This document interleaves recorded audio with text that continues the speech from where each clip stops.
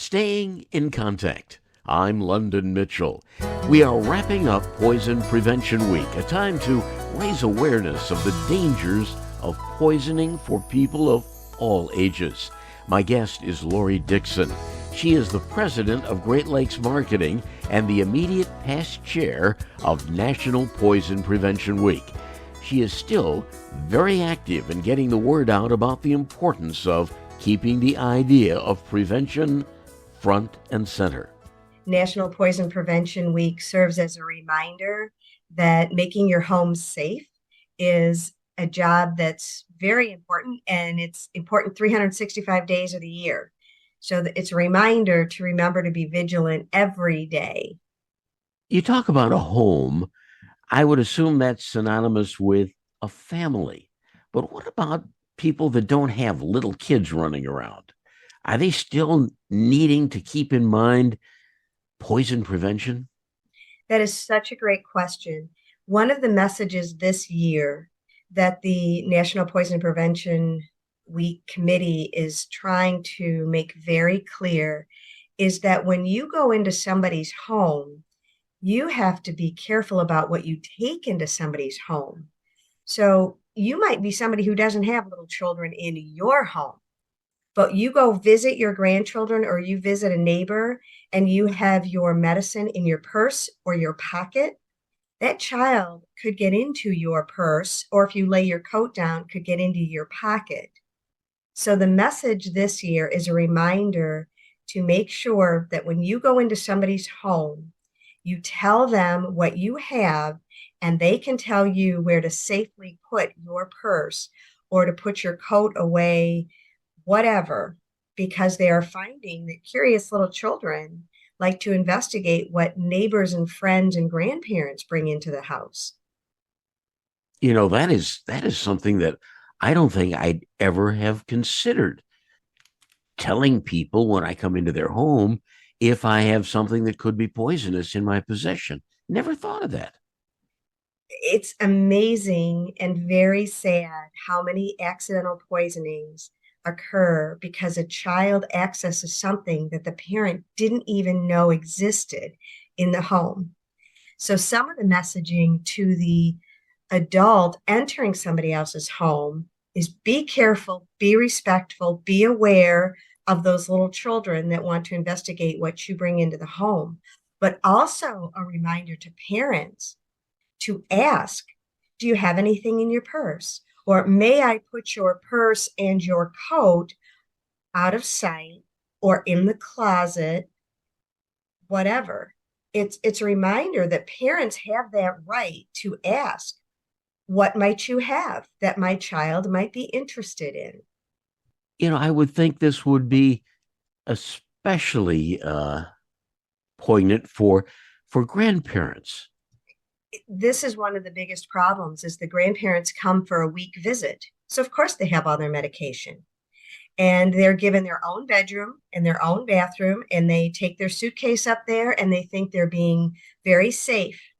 And they could even potentially put it up in a cabinet somewhere. But, when grandma arrives, the children want to say hi. They watch grandma unpack. That's funny. That looks really interesting. And grandma puts it where she can get it, but she thinks it's out of reach. But children are curious. So if they see something of interest, they know how to get a stool. They know how to climb. They know how to open cupboards. So it's really important that you take these medications, you keep them out of sight. And that's the second message is up and away means, yes, out of reach, but it also means out of sight. So you don't stimulate that curiosity in the child. Your company, Great Lakes Marketing, has been a leader in testing child resistant caps for medicine. Child resistant, not child proof. Right. And that is such a key point that the packages that you get that, in your opinion, might be very hard to open, they just require you to think about the two motions.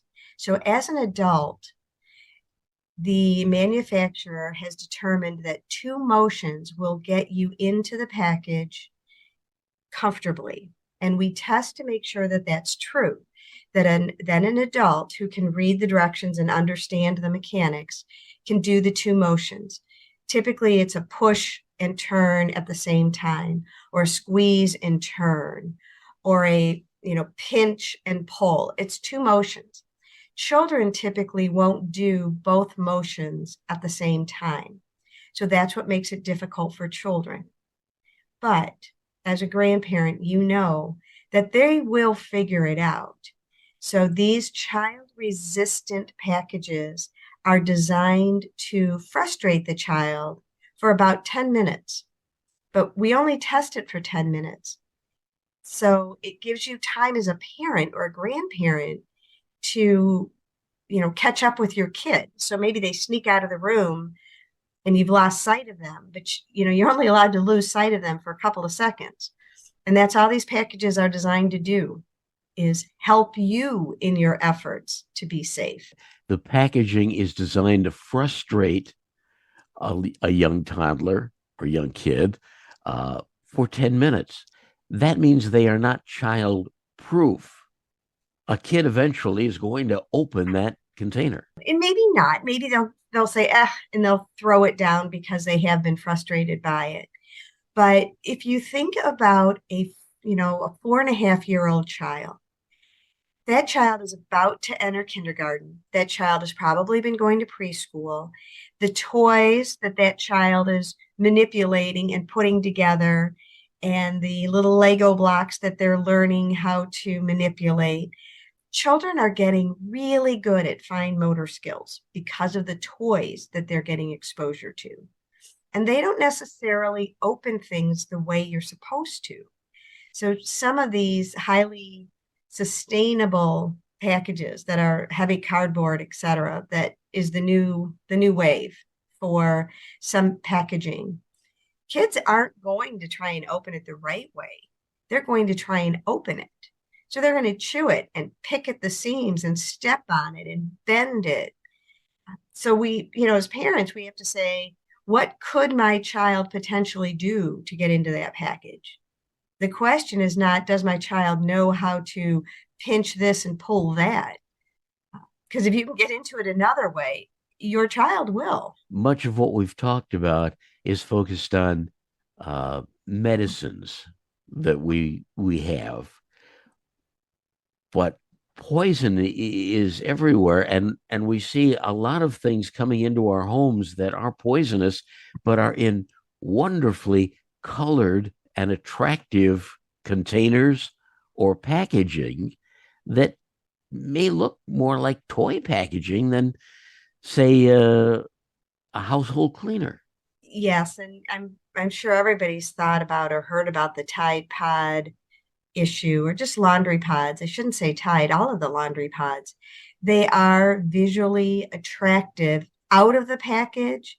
The packaging is visually exciting because they want to attract your attention when you're shopping. But the greatest challenge is what you said. It is not a poison. If laundry pods are used correctly, they are wonderful products to help you do exactly what you bought it to do. However, in the wrong hands, they become disastrous products. So you're trying to teach consumers, hey, this product that you've used your whole life is now slightly modified, great for you, but now you have to rethink how you store and how you talk about your laundry detergent. That's a challenge when you've been doing laundry your whole life. I know this to be true. And just a reminder, it's not just one time you tell your youngin' to be careful or what could be potentially dangerous. It's a message that has to be repeated over and over and over. Yes, and that's the third message of National Poison Prevention Week this year, is that you have to be vigilant every day. I'm sure that when you first bring that baby home, you think about putting popper paper or some kind of protection on every corner of your house, and you latch every cupboard, and you seal every nook and cranny so that your child can't get into it. And then you get a little complacent because it's a little time consuming for you to have to unlatch the cabinet every time you open it or unlock your toilet seat every time you lift it. So you get complacent and you forget, or you're in a hurry. But it's that one time that you forget, or that one time you're in a hurry, that causes the problem. So it has to be a habit. Every day, every second, you have to be thinking about what your children can get into. Almost out of time, Lori. Last word is yours. Just a reminder that the tools are out there to be safe. The packages are safe. The cupboards are up high. The cupboards have doors that you can't see through. Use the tools to keep your household safe. For more information about poison prevention, people can do what? The National Poison Prevention Week Council has a website, but if you want to specifically get involved in testing these packages and being a part of the solution, you can join our panel and actually test the products. If you go to asktoledo.com, you can sign up and join our panel and be a part of the solution. An important topic, Lori, poison prevention. Thanks for sharing with us. If you'd like to participate in the testing of child-resistant packaging, the website address is asktoledo.com. I'm London Mitchell, inviting you to join us again next week for another interesting chat with an individual working with a passion to improve our quality of life. We'll be staying in contact.